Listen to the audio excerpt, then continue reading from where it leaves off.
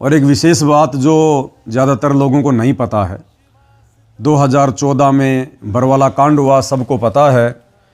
बरवाला कांड के बाद सतगुरु रामपाल जी हिसार की जेल में बैठे हुए हैं और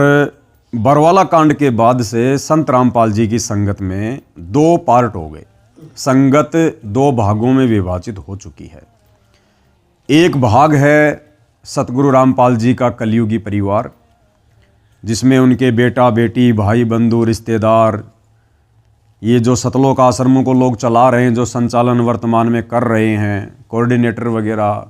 एक पार्ट ये है जो कि बिल्कुल भी ज्ञान आधार से नहीं चल रहा है, संत जी के विचारों के आधार से नहीं चल रहा है और इस भक्ति मार्ग में अपनी मनमानियाँ ज़्यादा करता है, जिस कारण से भक्तों की भक्ति का जो है सत्यानाश हो रहा है। और दूसरा जो पार्ट है, वो दूसरा पार्ट जिसको साध संगति कहते हैं, जो हमारे जैसे छोटे मोटे भाई बहन हैं, जिनको सत्सेवक भी कह देते हैं, तो ये साध संगति वाले भाई बहन भी उसी सतलोक आश्रम से निकले हुए हैं। क्योंकि बरवाला कांड के बाद हम लोगों ने देखा कि भाई हमारे गुरु तो जेल में जाकर बैठ गए। अब ठीक है, वो क्यों बैठे हैं, क्या उनकी लीला है, क्या उनका मिशन है, या हमें तो अच्छी तरीके से समझ में आ रहा है, लेकिन दुनिया वालों को थोड़ा समय लगेगा।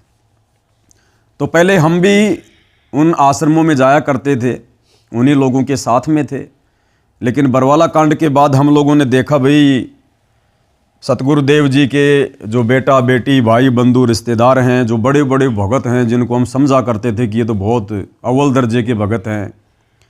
जब उन लोगों ने इस भक्ति मार्ग में सारे के सारे मनमाने कार्य करने शुरू किए, उल्टा आचरण करना शुरू किया, गंदी राजनीति का भक्ति मार्ग में समावेश कर दिया,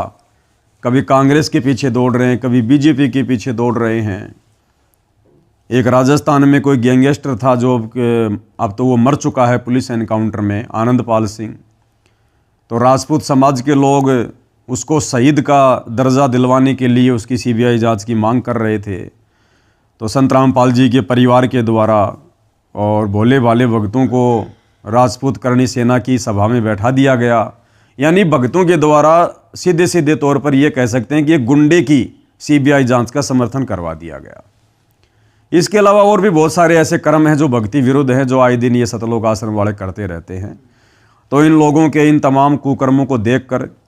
हम कुछ भगत भाई बहनों ने मीटिंग की, हमने निर्णय लिया कि भाई हमें कभी तो कांग्रेस में ले जाया जा रहा है, कभी कह रहे हैं कि बीजेपी का समर्थन करो। तो हम लोगों ने विचार किया कि ये कांग्रेस और बीजेपी छोड़ के